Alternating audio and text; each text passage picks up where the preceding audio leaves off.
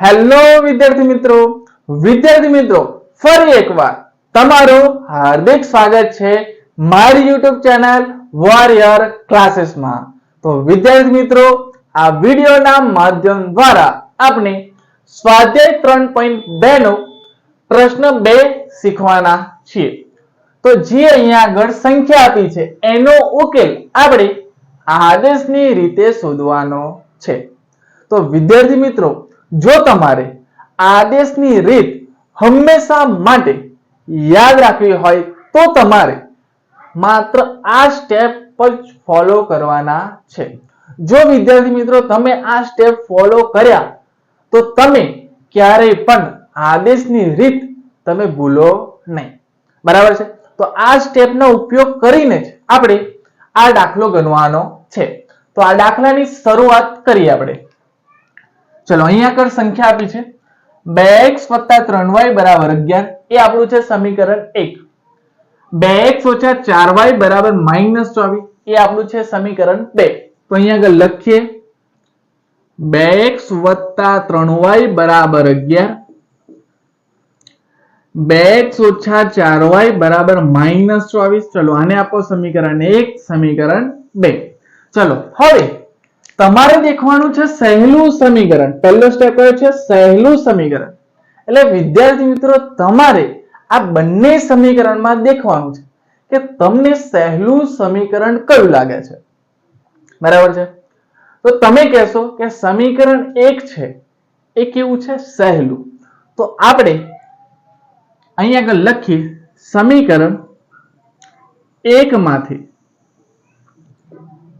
આદેશ લેતા, બરાબર છે। જે સહેલું સમીકરણ હોય એમાંથી જ આપણે આદેશ લેશું હંમેશા માટે, બરાબર છે, યાદ રાખજો આને। ચલો 2x + 3y = 11, બરાબર। ચલો આટલું થઈ જાય એટલે આપણો પહેલો સ્ટેપ અહીંયા શું થાય છે? પૂરો। તો હવે આપણે આવી જાઓ સ્ટેપ નંબર 2 માં। ચલો શું કહે છે? બરાબરની આ બાજુ શું યાદ રાખવાનું છે? x। એટલે x ની કિંમત બનાવવાની છે, બરાબર છે। તો બરાબરની આ બાજુ શું રહેશે? ખાલી x।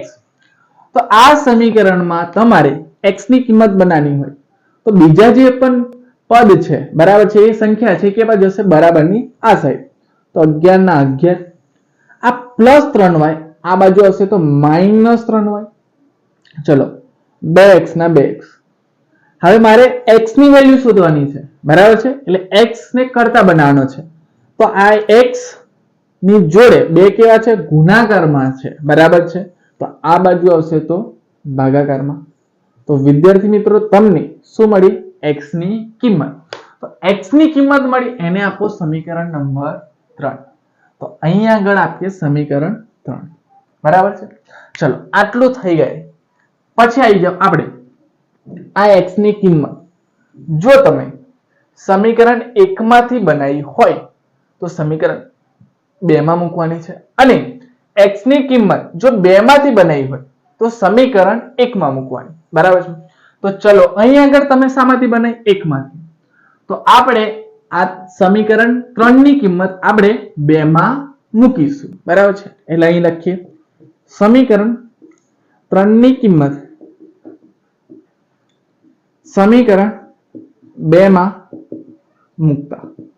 ચલો સમીકરણ 2 લખીએ 2x - 4y = -24, બરાબર છે। ચલો હવે આપણે ચલો 2 ના 2 હવે આ x ની જગ્યાએ શું લખવાનું છે? 11 - 3y / 2।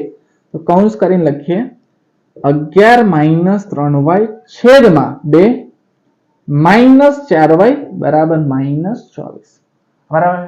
તો વિદ્યાર્થી મિત્રો હવે આપણો આ ટર્નિંગ પોઈન્ટ। એટલે ઘણા વિદ્યાર્થી મિત્રોને અહીંયા આગળથી આગળ કેવી રીતે કરવું એ જ ખબર નહીં પડતી। તો અહીંયા આગળ જ તમારે ધ્યાન આપવાનું છે। આગળના સ્ટેપ બધા જ કેવા છે? ઈઝી છે। આની આગળ પણ જોશો તો તમને કેવું લાગે? ઈઝી, બરાબર છે। તો ચલો હવે ધ્યાન આપો। હવે કૌંસ છે તો કૌંસ આવેલે શું યાદ રાખવાનું છે? ગુણાકાર। કોઈ પણ સંખ્યાની આગળ કૌંસ હશે તો યાદ રાખવાનું છે હંમેશા માટે શું થશે? ગુણાકાર। તો જો ચલો અહીંયા આગળ ગુણાકાર છે, બરાબર। તો 2 ગયા 2 ગયા, બરાબર છે। તો 11 minus 3y 11 minus 3y minus 4y minus 24 બરાબર છે. ચલો હવે મારે y ની કિંમત શોધવાની છે. બરાબર છે. તો y ની કિંમત શોધવા માટે શું કરીશું? જે પણ સંખ્યા હશે y ના સિવાય એ બધીને કેટલા લખીશું? બરાબરની જમણી બાજુ. તો માઇનસ 24 આ પ્લસ 11 આ બાજુ હશે તો માઇનસ 11. ચલો હવે માઇનસ 3y માઇનસ 4y તો માઇનસ 7y થશે. બરાબર. ચલો હવે માઇનસ 24 અને માઇનસ 11 કેટલા થશે? માઇનસ 35. ચલો માઇનસ 7y. બરાબર છે. ચલો માઇનસ ગયા 35. ચલો 7 ગુણાકારમાં છે, આ બાજુ આવશે તો ભાગાકારમાં. તો y બરાબર 7 પંચા 35 કેટલા મળે? 5. બરાબર. તો તમને વિદ્યાર્થી મિત્રો શું મળે? y ની કિંમત. જો y ની કિંમત મળે એને આપી દો સમીકરણ 4. તો અહીંયા આગળ આપશું સમીકરણ 4 અને તમે સમજી જ ગયા છો કે સમીકરણ 4 ની કિંમત હવે શામાં મૂકીશું? સમીકરણ 3 માં. તો અહીંયા આગળ લખીએ સમીકરણ 4 ની કિંમત 3 માં મૂકતા. ચલો સમીકરણ 3 આ રહ્યું. લખીએ x બરાબર 11 માઇનસ 3y છેદમાં 2. બરાબર છે. ચલો હવે બરાબર ના બરાબર 11 ના 11 માઇનસ 3. ચલો y ની કિંમત કેટલી મળી છે? 5. લખો 5 છેદમાં 2. બરાબર છે. x. તો હવે તમારે લખવાનું છે 11 ના 11 માઇનસ ના માઇનસ. ચલો 5 3 15 છેદમાં 2. તો હવે તમારે 15 માંથી 11 કાઢવાના છે. કેટલા રહેશે? 15 માંથી 11 જાય તો રહેશે 4. કેવા બને? -4. બરાબર છે. મોટી સંખ્યાની નિશાની ભાગ્યા 2. તો x બરાબર 2 2 4. તો માટે x ની કિંમત કેટલી મળી? -2. તો માટે હવે લખીશું કે માટે x બરાબર -2 અને y બરાબર 5 ઉકેલ મળે. ચલો તમને સમીકરણ 1 અને સમીકરણ 2 નો તમને શું મળ્યો? ઉકેલ એટલે x અને y ની કિંમત મળી. હવે આગળ પણ છે શું કીધું છે? એવો m શોધો જેથી y બરાબર mx plus 3 થાય. એટલે આપણે શું શોધવાનું છે? m ની કિંમત. તો અહીંયા આગળ જે સૂત્ર છે એ સૂત્ર લખીએ y બરાબર mx plus 3. બરાબર. ચલો y તમને કેટલો મળે છે? 5. તો અહીંયા લખીએ 5 બરાબર ના બરાબર m ના m. ચલો x ની કિંમત કેટલી મળી? -2 વત્તા 3. ચલો પ્લસ 3 છે. હવે m ની કિંમત શોધવાની છે તો m ની બાજુ જે પણ સંખ્યા હોય એ કે પાલાવશું બીજી બાજુ. બરાબર છે. તો અહીંયા આગળ 5 ના 5. ચલો આ +3 અહીં પાસે તો -3. ચલો -2m.